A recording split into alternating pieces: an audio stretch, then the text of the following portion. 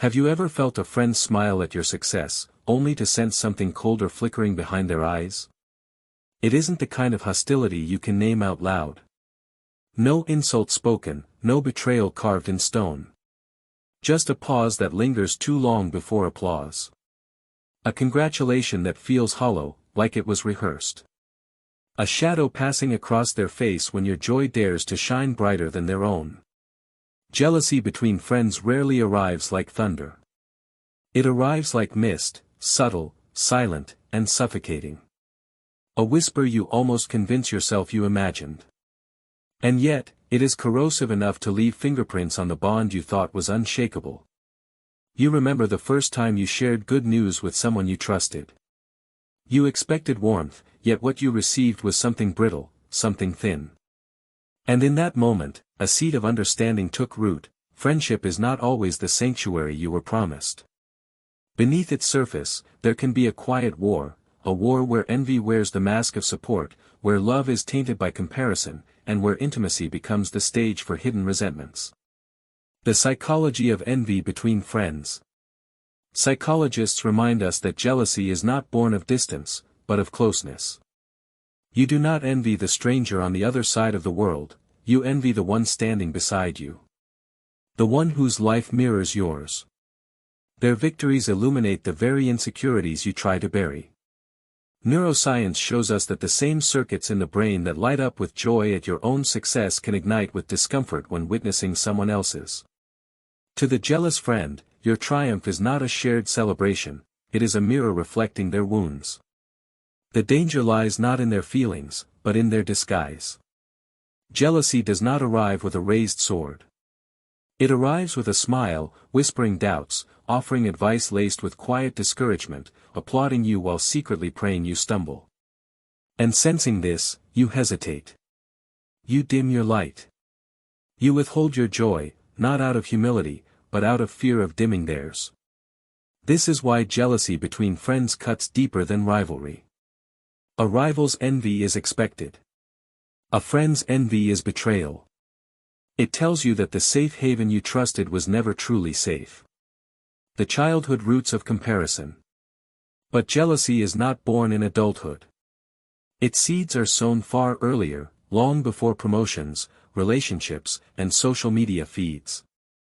Picture two siblings at the kitchen table. One holds up a messy drawing, fragile but filled with heart. The parent smiles politely, but their gaze drifts toward the other child's picture, brighter, neater, more polished. Praise flows one way. Silence the other. To the child overlooked, that silence feels like a verdict, you are not enough. That moment plants the seed of envy. Children quickly learn that love and attention are not always free. Sometimes, they seem earned, through beauty, talent, obedience, or achievement. The message is clear: when you excel, the world warms. When you falter, the warmth retreats. Attachment theory tells us that when love feels conditional, a child's bond with their caregivers grows fragile, colored by fear. They begin scanning the world for threats, comparing themselves endlessly to those closest to them. Jealousy is born not of hatred, but of hunger, for validation, for security, for proof that they matter. By the time they grow into adulthood, jealousy has become woven into identity itself. What begins as a child's silent ache becomes the adult's hidden wound. The mask of adulthood. The jealous child grows up. They learn to wear masks. To smile, to applaud, to congratulate, even when the shadow within them twitches. You've seen it before. You share your promotion, and though your friend smiles, their tone carries a sharpness, a blade hidden in velvet. You tell them about a new relationship, and they mutter something cynical, leaving your joy fragile and doubting. Their envy does not announce itself in explosions. It drips slowly, a passive-aggressive joke, a dismissive comment, a silence when you needed celebration. Over time, that drip becomes erosion. A bond once warm becomes hollow. Psychologists describe this as displacement, the unhealed child inside them redirecting old wounds onto you. They are not jealous of you. They are jealous of what you represent.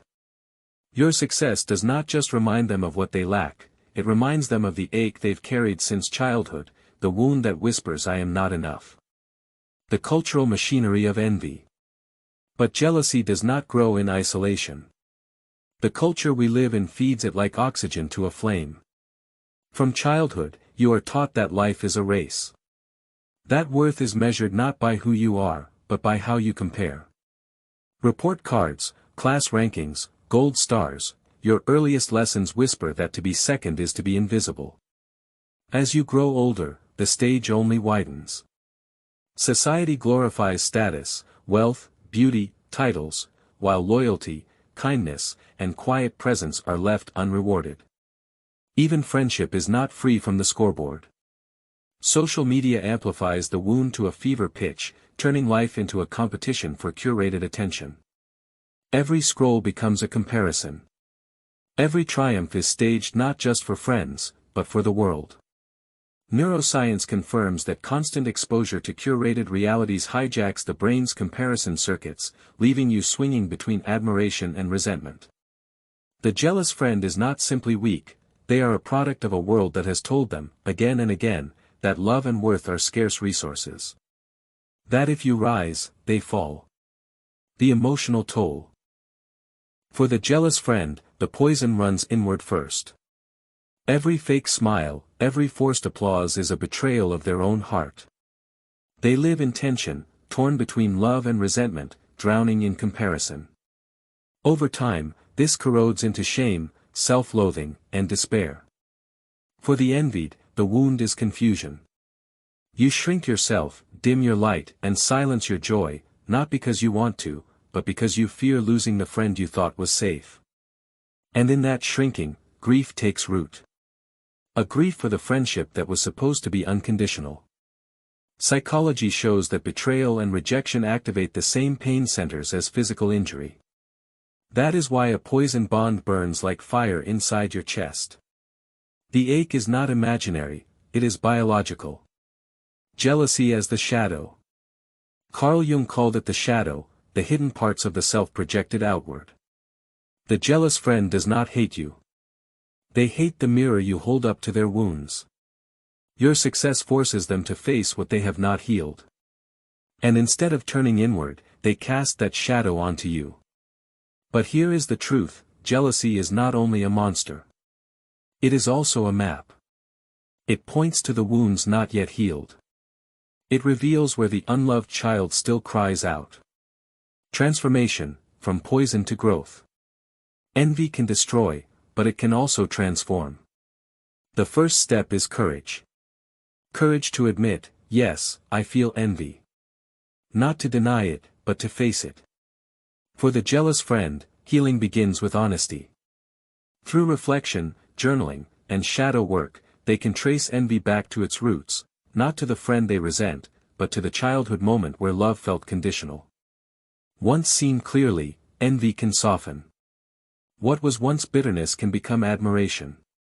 Admiration, after all, is envy purified. For the one who is envied, healing means boundaries. To dim your joy for another's comfort is to betray yourself. Compassion does not mean shrinking. It means discerning which bonds can heal and which must be released. A true friend will not ask you to make yourself smaller so they can feel larger. The philosophy of true friendship. At its core, this is not just about psychology. It is about philosophy. What does it mean to be a true friend? Not merely a companion in laughter. Not merely a presence in your circle. But someone who can look at your success and feel no threat, only warmth. Someone who believes that like multiplies when shared, not diminishes. In a world that thrives on comparison, such a friend is rare. But when you find them, cherish them. Protect them. For they are proof that loyalty, love, and joy can survive even the shadows. The truth is this, every friendship will be tested by envy. Some will collapse. Others, if met with honesty, can grow deeper. And when you find the friend who celebrates you without hesitation, who feels your joy as their own, you will know you have found something sacred. Because the measure of a true friend is not how often they stand beside you, but how sincerely they can stand behind you, even when your light outshines theirs. And in that, perhaps, lies the final lesson: jealousy is a shadow. But loyalty, the kind that celebrates without fear, is light. And light, unlike envy, only grows stronger when shared. You may wonder why their eyes change when you walk into the room, why conversations go silent when you approach, why whispers trail behind you like shadows. At first, you may think you are cursed with bad luck or that you've made some unintentional mistake. But the truth is often darker, and far more revealing. People do not always despise you for your failures. Often, it is your light that offends their darkness. It is not the mistakes you've made that stir resentment, it is the quiet strength with which you endure them. It is not your flaws that provoke hostility, it is the fact that you rise despite them. Some people see in you what they have buried within themselves: courage they never acted on, dreams they abandoned, potential they suffocated with excuses. Your existence becomes a mirror, and when they look at you, they cannot escape the reflection of everything they could have been but chose not to become. This is the hidden war within hearts. A silent battlefield where envy wears the mask of friendship, where jealousy cloaks itself in advice, where resentment pretends to be concern. Many will never confess this war to you outright, they don't even confess it to themselves. But you will feel it. A cold undertone in their words. A hesitation in their applause. A dagger hidden in their smile. And so, you must learn a lesson that will protect your spirit for the rest of your life: never take people's hostility at face value. More often than not, it is not about you, it is about what you awaken in them. Understand this: the stronger your light, the deeper the shadows it will cast. The higher you rise, the more it exposes the insecurities of those still crawling. The freer you become, the more it reminds others of their chains. But here lies the choice: will you dim your fire to keep others comfortable, or will you burn brighter and force them to confront their own darkness? Because greatness demands isolation. Growth demands rejection. Power demands that you walk through the storm of resentment without shrinking. You were not born to blend into their expectations, you were born to disturb the silence of mediocrity. And when you finally realize this, the hostility around you no longer feels like an attack. It feels like confirmation. Proof that your very existence is a disruption. That you are doing something so rare, so powerful, that it shakes the fragile egos of those who would rather stay asleep. When you see this truth clearly, something inside you shifts. You no longer waste your energy trying to explain yourself, trying to convince others of your intentions, or trying to win their approval. You begin to understand that resentment is the tax of brilliance. Hostility is the echo of your impact. Remember this: if you were truly insignificant, you would be invisible. Nobody envies the weak. Nobody resents the powerless. Nobody tries to undermine what poses no threat. Their hostility is not proof of your failure, it is proof of your relevance. So do not retreat when the daggers of envy come flying. Stand taller. Do not flinch when the whispers of resentment grow louder. Speak clearer. Do not shrink when the world tries to choke your fire. Burn hotter. Because every step forward you take is a reminder to others of the steps they refuse to take. Every victory you achieve is a mirror reflecting their surrender. And while they waste their breath plotting your downfall, you waste nothing, you rise, you endure, you conquer. Understand this: they are not fighting you. They are fighting the reflection of their own wasted potential. But you, unlike them, refuse to die with your fire still trapped inside. This is why you cannot bend. This is why you cannot lower your frequency to meet them in their bitterness. Once you understand the hidden war within hearts, you begin to fight differently. Not with anger, not with vengeance, but with the unshakable calm of someone who has seen the truth. Their hate is not your burden, their envy is not your responsibility, and their weakness is not your fault. You rise anyway. You shine anyway. You win anyway. And perhaps the greatest power you will ever hold is this: to walk through their storms untouched, to carry your light unbroken, to smile at their hostility and whisper, "Thank you for confirming my power." And here's the paradox you must grasp: the more you grow, the lonelier the path becomes. Not because you are unworthy of love or loyalty, but because growth exposes the truth about people. Success does not just build you, it reveals them. Some will silently cheer for you, admiring your courage because it gives them hope for their own journey. These are rare souls, cherish them. But many more will mask their jealousy in silence, or disguise their envy as criticism. They will not always say, "I resent you." Instead, they will say, "You've changed." They will call your ambition arrogance, your independence selfishness, your progress betrayal. But understand this: these are not honest accusations.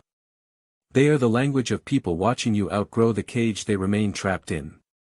And since they cannot leave the cage themselves, they will hate the one who dares to climb beyond it. So what must you do? You must become untouchable.